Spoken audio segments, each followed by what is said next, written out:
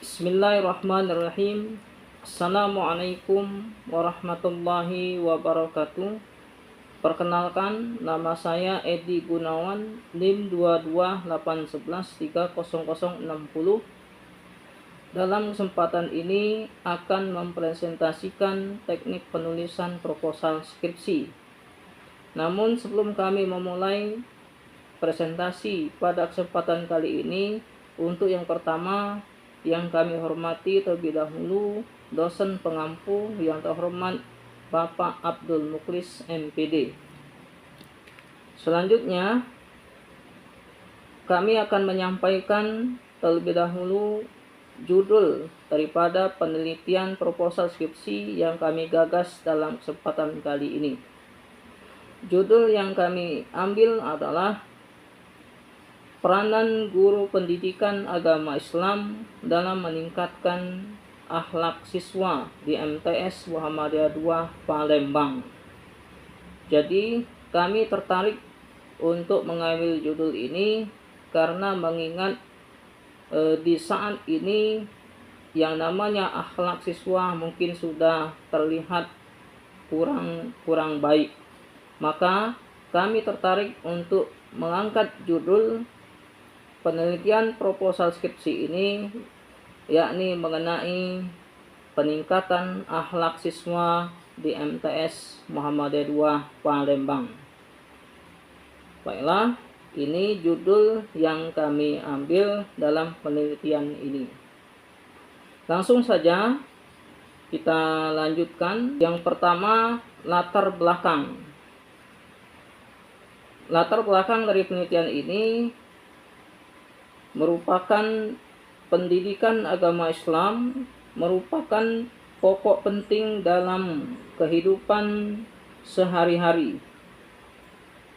Sekolah yang merupakan lembaga pendidikan formal yang turut berperan dalam usaha meningkatkan taraf manusia yang beriman dan bertakwa kepada Tuhan yang Maha Esa dan budi pekerti yang luhur, memiliki pengetahuan dan keterampilan serta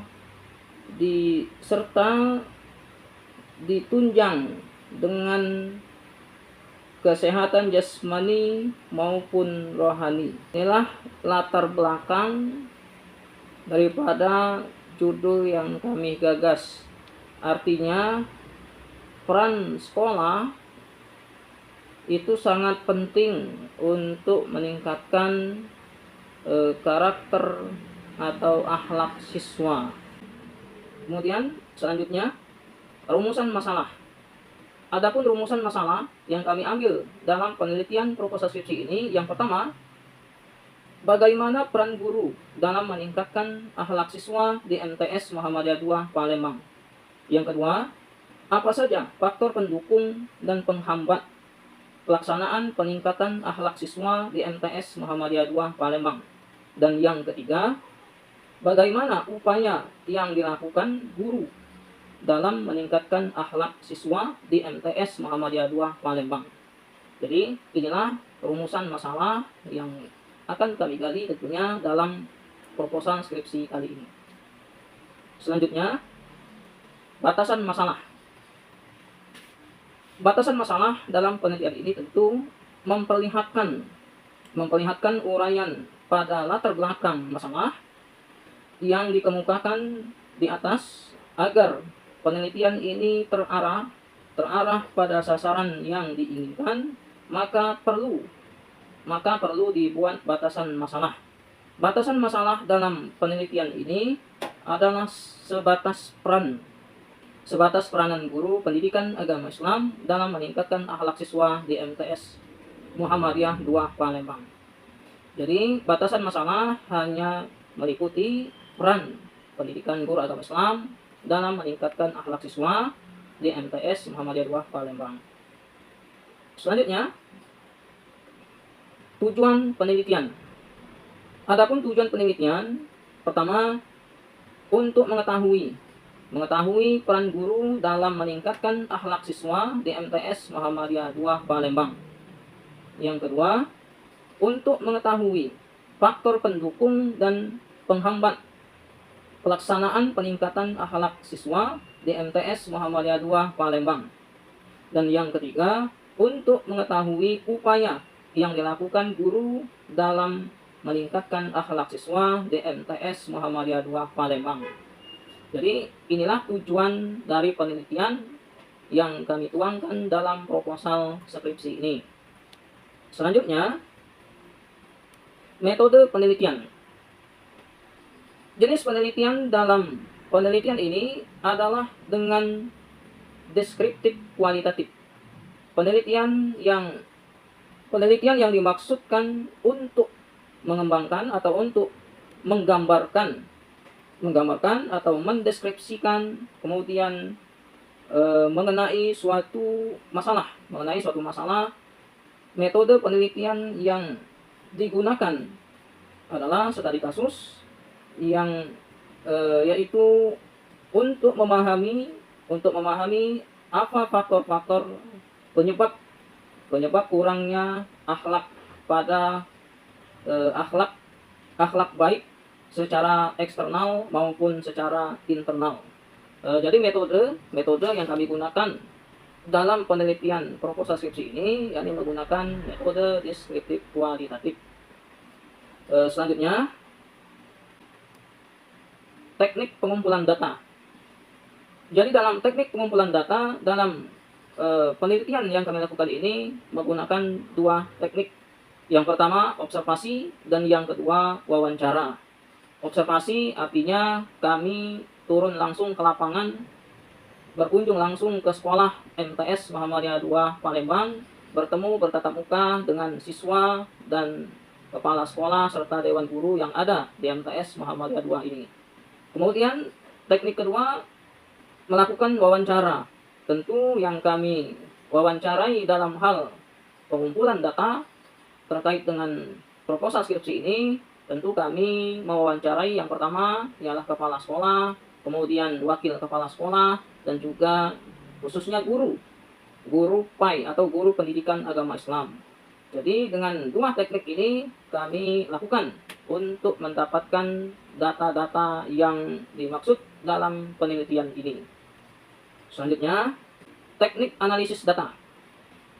Terkait dengan teknik analisis data, teknik analisa data dalam penelitian ini menggunakan analisis kualitatif yang bersifat induktif, yaitu suatu analisis berdasarkan data yang diperoleh.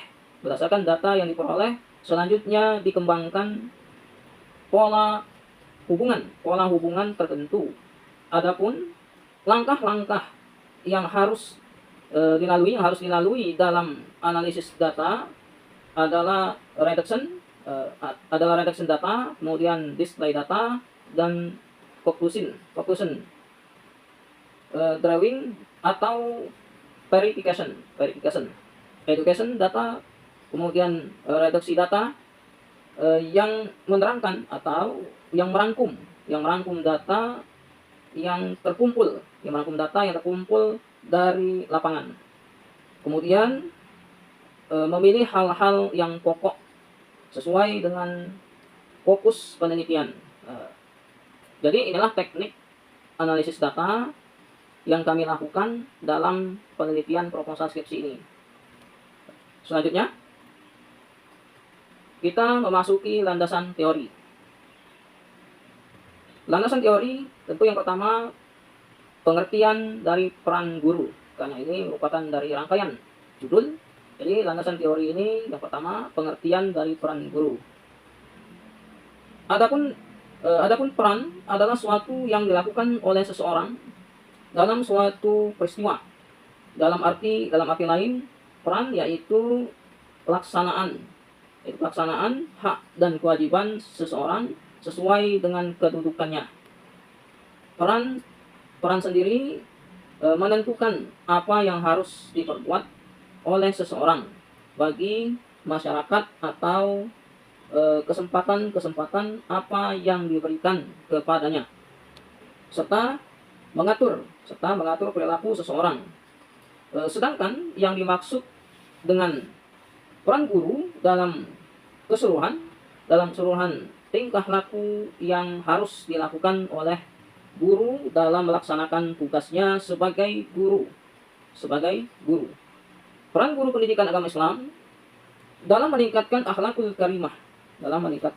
karimah peserta didik juga sama dengan guru pada umumnya, yaitu sama-sama meningkatkan tanggung jawab dan kewajiban dalam meningkatkan akhlakul karimah seorang peserta didik. Nah, jadi dari pengertian peran guru ini sangat penting dan sangat penting sekali untuk dilakukan oleh seorang guru, terlebih lagi guru yang mengemban pendidikan agama Islam, karena sejatinya untuk melakukan peningkatan akhlak siswa atau akhlak peserta didik ini biasanya memang diutamakan bagi guru yang mengampu mata pelajaran pendidikan agama Islam atau PAI. Walaupun di bidang-bidang lain, guru yang mengajar di mata pelajaran yang lain pun juga dituntut untuk bersama-sama berperan penting meningkatkan akhlak dan karakter siswa agar menjadi lebih baik, lebih efektif, dan tentunya berakhlakul karimah baik di lingkungan sekolah maupun di luar lingkungan sekolah. Jadi inilah pengertian daripada peran guru. Selanjutnya, pengertian guru. Nah, kalau tadi pengertian peran artinya pekerjaan yang dilakukan oleh guru tersebut, berikutnya kita mengacu kepada pengertian guru. Setiap orang dapat menjadi guru bagi keluarganya dan guru bagi orang banyak. Namun tidak semua orang dapat menjadi pendidik yang melaksanakan pendidikan maupun pengajaran. Yang dimaksud dengan pendidikan di sini adalah orang yang dewasa yang bertanggung jawab memberikan bimbingan atau bantuan kepada anak didik dalam perkembangan jasmani dan rohaninya. Jadi pengertian guru ini tentu sangat luas. Jadi setiap orang bisa menjadi guru, tetapi orang yang memiliki kemampuan untuk mendidik ini mungkin hanya beberapa orang yang memang memiliki jiwa untuk mendidik tersebut. Misalnya kita ambil di sini ialah guru PAI atau guru pendidikan agama Islam yang lebih dominan untuk meningkatkan akhlak siswa. Jadi kemampuan-kemampuan seperti inilah yang harus dimiliki bagi seorang pendidik agar bisa menghasilkan peserta didik yang berakhlak baik, berakhlakul karimah, yang memiliki tata krama dan sopan santun. Jadi ini pengertian dari guru. Selanjutnya, kita beralih kepada pengertian pendidikan agama Islam.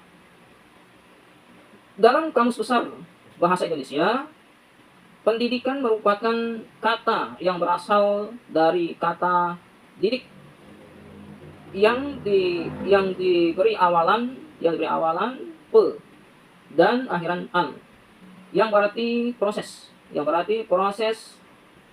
pengubahan sikap dan tata laku seseorang atau kelompok dalam usaha mendewasakan manusia. Nah, jadi pengertian daripada pendidikan agama Islam ini, kalau kita melihat dari Kamus Besar Bahasa Indonesia, artinya berawal dari kata didik, ya artinya kembali lagi bahwa pendidikan ini merupakan suatu hal yang sangat penting, khususnya dalam hal agama Islam, karena berkaitan dengan karakter dan akhlak siswa atau akhlak peserta didik. Selanjutnya, meningkatkan akhlak siswa. Secara harfiah, meningkatkan atau peningkatan berasal dari kata tingkat, yang mempunyai arti meninggi. Maka peningkatan akhlak diartikan sebagai hal-hal berkaitan dengan sikap, perilaku, dan sifat-sifat manusia, dan berinteraksi dengan dirinya, dengan sesamanya, dengan sesamanya dengan makhluk-makhluk lainnya.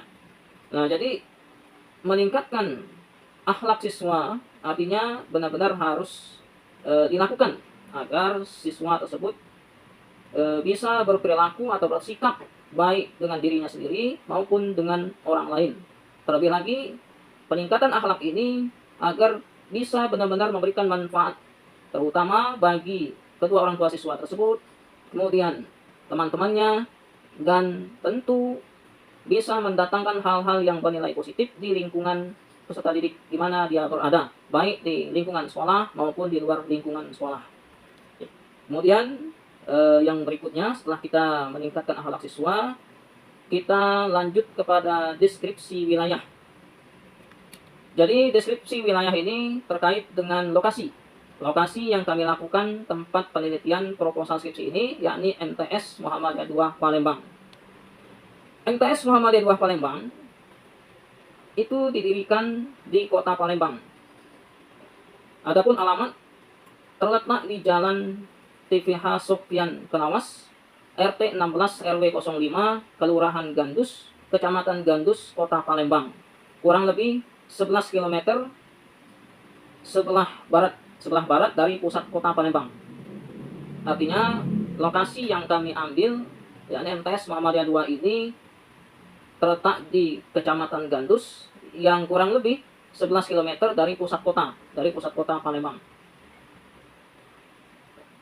MTS Muhammadiyah II Palembang cukup strategis karena letaknya yang berada tepat di pinggir jalan raya utama yang berada di Kecamatan Gandus, dekat dengan Sungai Musi. Kemudian MTS Muhammadiyah II Palembang ini juga sangat mudah dijangkau oleh masyarakat yang berada di kawasan Gandus dan sekitarnya. Jadi deskripsi wilayah ini sekali lagi kami uraikan bahwa terletak di Kecamatan Gandus, Kota Palembang, yang mana kurang lebih 11 km dari pusat kota dan akses sangat mudah dijangkau karena terletak di pinggir jalan raya dan juga dekat dengan Sungai Musi yang bisa juga diakses melalui perairan. Jadi sangat mudah untuk mengakses lokasi MTS Muhammadiyah II ini, yang mana ini adalah tempat penelitian kami dalam proposal skripsi kali ini. Selanjutnya, setelah kami menyampaikan deskripsi singkat, selanjutnya kita beralih kepada sejarah singkat sekolah. Sejarah singkat sekolah. Pada awal berdirinya MTS Muhammadiyah II Palembang menempati lokasi dan ruang belajar yang sama dengan SD Muhammadiyah 12 Palembang dan SMA Muhammadiyah 8 Palembang. Di antara ketiga sekolah hanya mengatur waktu pelaksanaan belajar yang mana pada pagi hari digunakan untuk pelaksanaan belajar SD Muhammadiyah 12 Palembang dan pada siang hari digunakan oleh MTS Muhammadiyah 2 Palembang dan SMA Muhammadiyah 8 Palembang. Namun seiring berjalannya waktu, proses pendidikan yang ada di Amal Usaha Muhammadiyah yang berada di cabang Gandus mengalami kemajuan dan peningkatan yang cukup signifikan.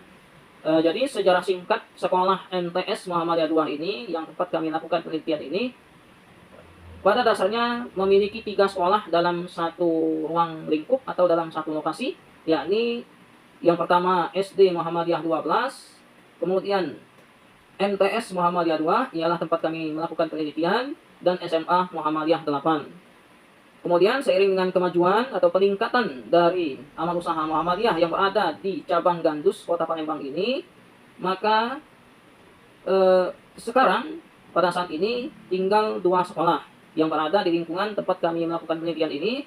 Hanya ada SD Muhammadiyah 12 dan MTS Muhammadiyah 2 karena sudah ada pemisahan lokasi karena adanya kemajuan.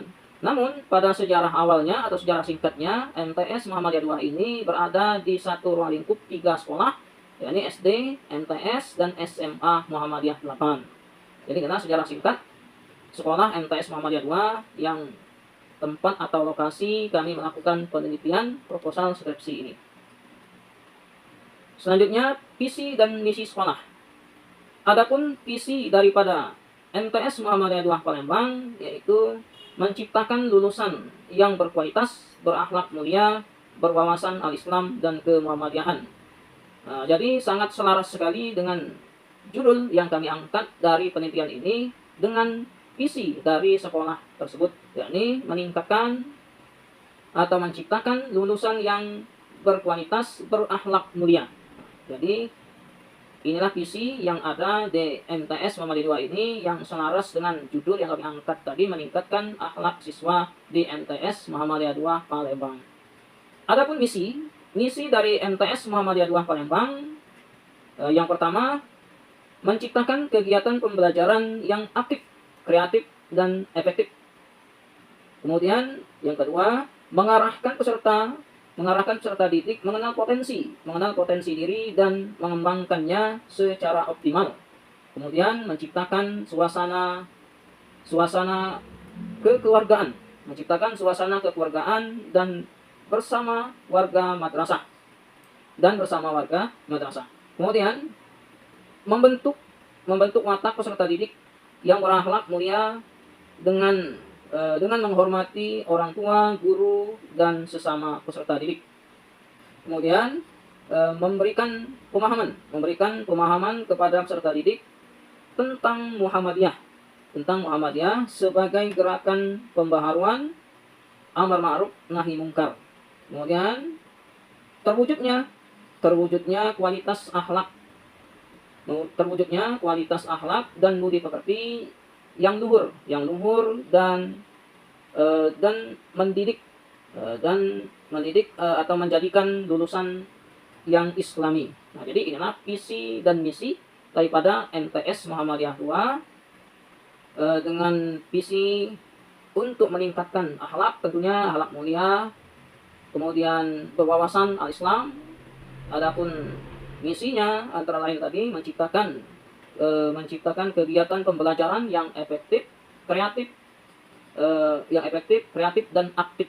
Nah, jadi inilah visi misi daripada MTS Muhammadiyah II Kota Palembang, yang mana ini adalah lokasi tempat kami melakukan penelitian proposal skripsi kali ini.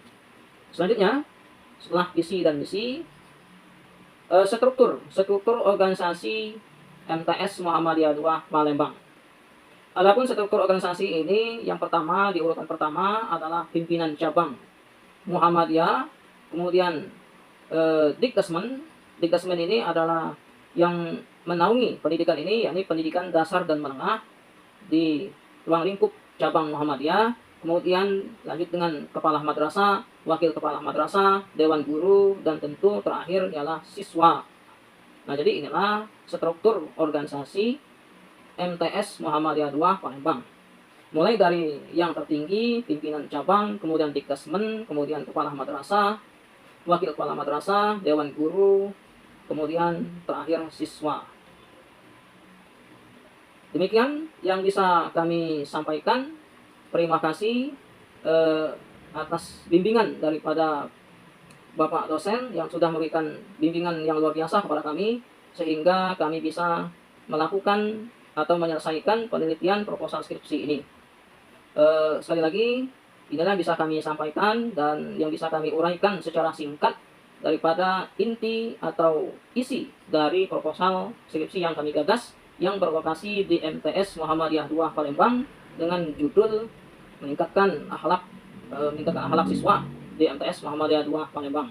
Sekali lagi kami mengucapkan terima kasih atas bimbingannya dan ilmunya yang sudah diberikan kepada kami. Mudah-mudahan ini menjadi amal kita semua, dan tentu ini sangat bermanfaat bagi kami untuk meningkatkan kualitas bagi kami selaku mahasiswa. Terima kasih sekali kami ucapkan. Kami akhiri. Apabila ada salah dalam uraian yang kami sampaikan ini, kami mohon maaf yang sebesar-besarnya, dan kepada Allah kami mohon ampun. Kami akhiri. Wassalamualaikum warahmatullahi wabarakatuh.